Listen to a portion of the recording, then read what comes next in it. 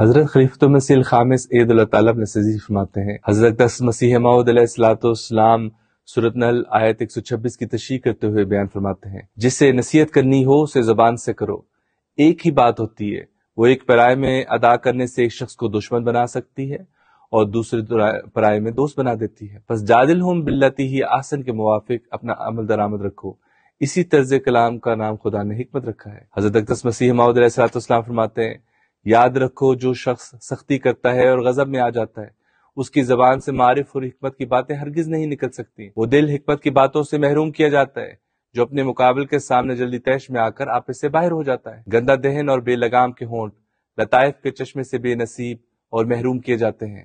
جو اس طرح سخت کلامی کرتا ہے اس کے منہ سے پھر اچھی باتیں نہیں نکلتی۔ غضب اور حکمت دونوں جمع نہیں ہو سکتے۔